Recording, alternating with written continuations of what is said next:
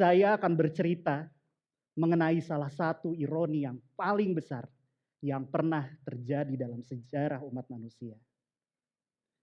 Cerita tentang sebuah tragedi di mana manusia adalah pendosanya. Saya adalah pendosanya.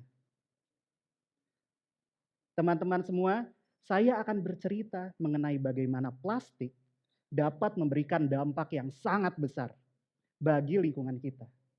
Memberikan dampak yang sangat besar bagi masing-masing dari setiap diri kita. Cerita ini akan saya mulai dengan sebuah benda yang sangat sederhana, bola biliar. Yang mana mungkin saat ini bukan hal yang aneh bagi kita untuk menemukan bola biliar di sekitar kita. Tapi kalau kita kembali ke tahun 1860-an, mungkin ceritanya agak sedikit berbeda. Pada saat itu manusia belum bisa secara leluasa untuk memproduksi bola biliar. Kebanyakan bola biliar pada saat itu harus dibuat dari gading gajah. Yang tentu teman-teman semua, bukan ide yang baik harus ada satu gajah mati hanya untuk menciptakan satu set dari bola biliar. Sehingga ketika kemudian pada tahun tersebut terjadi peningkatan popularitas dari permainan biliar, para produsen dari bola biliar mulai kebingungan.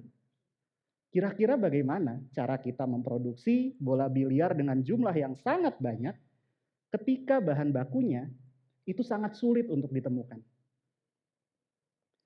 Tidak kehabisan akal, salah satu produsen dari bola biliar pada saat itu kemudian menyelenggarakan suatu sayembara besar yang ditujukan kepada para penemu dan peneliti pada zaman tersebut untuk bisa menciptakan suatu material buatan yang dapat menggantikan gading gajah sebagai bahan baku dari bola biliar.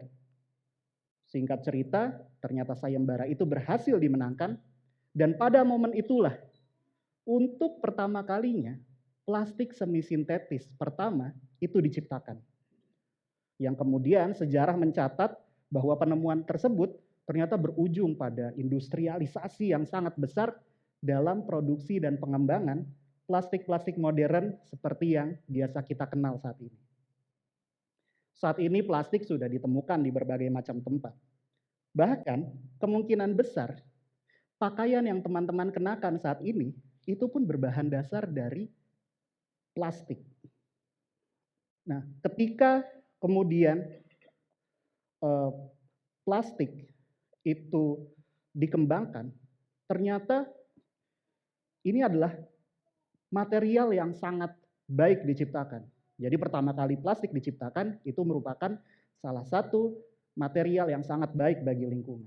Di mana lagi kita bisa menemukan suatu material yang harganya murah, mudah diproduksi, dia bisa dicetak ke dalam berbagai macam bentuk, bisa dibuat keras dan kaku, tapi bisa juga dibuat dengan sangat lentur.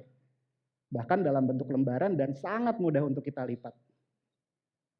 Plastik juga dirancang sebagai material yang sangat kuat. Ketika material lain ternyata mengalami pelapukan dan juga degradasi di lingkungan, plastik secara teori dapat bertahan bahkan hingga ribuan tahun. Dan di antara semuanya, yang paling utama, plastik itu sejak awal diciptakan untuk bisa digunakan berulang kali. Dan bahkan bisa didaur ulang. Sayangnya kita manusia saat ini kebanyakan lupa fitur dari plastik yang terakhir. Kalau kita lihat saat ini, banyak sekali plastik dikembangkan itu untuk tujuan satu kali pakai. Yang artinya ketika setelah kita gunakan, biasanya plastik tersebut akan kita buang. Berpotensi untuk terlepas ke lingkungan kita, berakhir di danau-danau kita, berakhir di sungai-sungai kita, dan bahkan berakhir di laut kita. Ini adalah gambaran bagaimana plastik yang berakhir di perairan kita. Biasanya plastik di perairan itu akan terkumpul pada suatu lokasi dan kemudian di sana terpapar sinar matahari, kemudian terpapar fluktuasi temperatur, dan apabila ada gelombang dan arus air di sana, bisa jadi mereka akan bergesekan satu sama lain, saling mengikis, dan perlahan-lahan akan terpecah menjadi plastik-plastik dengan ukuran kecil. Itulah yang kita kenal dengan istilah mikroplastik.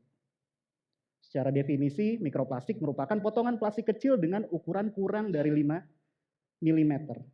Yang meski ukurannya lebih kecil jika dibandingkan plastik kebanyakan, berdasarkan banyak studi, ternyata dia dampak buruknya terhadap lingkungan justru jauh lebih besar. Setidaknya ada 3 alasan kenapa mikroplastik dapat berdampak sangat buruk bagi lingkungan. Pertama, mikroplastik itu sejak awal merupakan benda yang beracun. Banyak sekali zat aditif yang ditambahkan ke mikroplastik itu dapat mengganggu sistem hormon bagi makhluk hidup, menjadikan dia barang yang beracun. Yang kedua, mikroplastik di perairan itu dapat berperan seperti spons yang dapat menyerap polutan-polutan lain yang ada di air. Logam berat, pestisida, itu akan dengan mudah untuk terserap, tertempel pada mikroplastik, menjadikan mikroplastik tersebut bahkan jadi jauh lebih beracun dari sebelumnya. Dan yang ketiga, mikroplastik di perairan itu bisa menjadi media tumbuh dari mikroorganisme yang ada di perairan, termasuk mikroorganisme yang bersifat patogen. E. coli, salmonella, itu akan dengan mudah untuk tumbuh di permukaan mikroplastik dan berpotensi besar untuk menginfeksi organisme hidup yang ada di sekitarnya. Lebih lanjut, mikroplastik karena ukuran yang sangat kecil dan warnanya yang sangat beragam, dia itu tampilannya sangat mirip dengan plankton sebagai makanan alami dari ikan yang ada di lingkungan. Sehingga ketika ada mikroplastik hadir di perairan, dia akan cenderung untuk dimakan oleh ikan dan berpotensi terakumulasi pada ikan tersebut. Dan apabila kita tangkap ikannya, kita konsumsi, kemungkinan besar dampak dari mikroplastik itu juga dapat berpindah ke kita sebagai konsumen. Saya adalah seorang peneliti dalam bidang perikanan dan kelautan. Isu mikroplastik ini kemudian menjadi sangat menarik bagi saya, sehingga pada tahun 2017 saya melaksanakan penelitian pertama saya terkait dengan mikroplastik. Ini adalah saya dan teman-teman yang sedang mengambil sampel di sungai-sungai yang ada di Kota Makassar. Kita mengambil air, sedimen, ikan konsumsi yang ada di sana, kita bawa ke lab dan kita lihat kandungan mikroplastik yang ada di sana. Dan teman-teman, inilah yang saya temukan. Sampel pertama saya lihat kita sudah menemukan partikel-partikel plastik kecil di sana. Kita lanjut ke sampel selanjutnya, ternyata semakin banyak mikroplastik yang kita temukan. Kita lanjut menganalisis sampel-sampel setelahnya, maka semakin banyak mikroplastik yang kita temukan di sana. Hingga kemudian kami tiba pada satu kesimpulan, bahwa ternyata mikroplastik ini sudah memang ditemukan di berbagai macam tempat. Ditemukan di air, di sedimen yang ada di sungai, kita bisa menemukannya di tanah, dan bahkan karena ukurannya yang sangat kecil, dia akan sangat mudah untuk tertiup angin dan berakhir di udara yang kita hirup. Inilah ironi besar yang kita hadapi saat ini. Ketika plastik sejatinya diciptakan untuk memberikan dampak yang sangat baik bagi lingkungan, tapi karena kesalahan kita dalam menggunakan plastik tersebut, justru mereka terpecah menjadi pecahan kecil yang siap mengancam kesehatan kita dan keluarga kita setiap waktunya. Sekarang pertanyaan besarnya adalah kira-kira apa yang harus kita lakukan untuk mengurangi dampak mikroplastik atau bahkan menurunkan konsentrasi mikroplastik dari lingkungan. Sebagai seorang peneliti yang mendalami bidang ini, saya akan memberikan beberapa tips pada teman-teman. Yang pertama, sebaiknya kita mengurangi penggunaan plastik yang tidak diperlukan, terutama plastik sekali pakai. Semakin sedikit plastik yang terlepas ke lingkungan, maka akan semakin sedikit mikroplastik yang kita temukan ada di lingkungan kita. Lebih jauh lagi, kita bisa melakukan pemilahan sampah. Sampah yang telah terpilah itu akan lebih mudah untuk diolah pada tempat pembuangan akhir, menjadikan potensinya untuk terlepas ke lingkungan akan menjadi semakin kecil. Kemudian perhatikan apa yang kita makan dan cara kita memakannya. Mikroplastik sudah ditemukan di berbagai macam bahan pangan. Kita ambil contoh adalah ikan. Ketika kita mau makan ikan, sebaiknya kita lakukan pencucian ikan itu terlebih dahulu. Supaya mikroplastik yang ada di permukaan ikan itu bisa luruh. Kemudian kita buang insang dan isi perutnya sebagai organ yang paling banyak mengakumulasi mikroplastik. Dan kita hanya fokus pada mengkonsumsi dagingnya saja. Sebagai organ yang secara teori itu paling sedikit terpapar oleh mikroplastik. Kemudian hindari praktik fast fashion.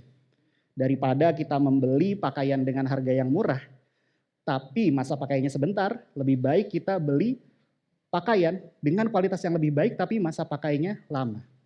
Semakin sedikit pakaian yang terbuang ke lingkungan, semakin sedikit mikroplastik yang akan kita temukan di lingkungan. Dan juga terkait dengan cara perawatan dari pakaian kita. Jika kita bisa memilih, saya sarankan kepada teman-teman semua untuk memilih mesin cuci dengan bukaan depan. Karena selain dia lebih hemat air, berdasarkan banyak studi, dia lebih sedikit merilis serat-serat pakaian yang berupa mikroplastik ketika kita melakukan pencucian. Dengan memilih bukaan depan akan mengurangi cukup banyak konsentrasi mikroplastik di lingkungan.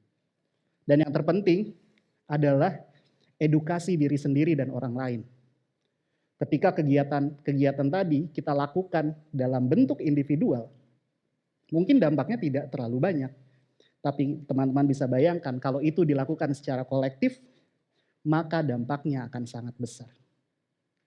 Saya percaya jika hasrat sederhana dari manusia untuk bermain bola biliar saja bisa berujung pada inovasi dan industrialisasi besar dari plastik, saya percaya bahwa informasi sederhana ini, aktivitas-aktivitas sederhana yang kita lakukan untuk menghindarkan diri kita dari mikroplastik, itu juga dapat memicu suatu gerakan kolektif yang akhirnya bisa memiliki dampak besar, menjadi sarana pertaubatan kita dari dosa kita selama ini dalam penggunaan plastik secara salah.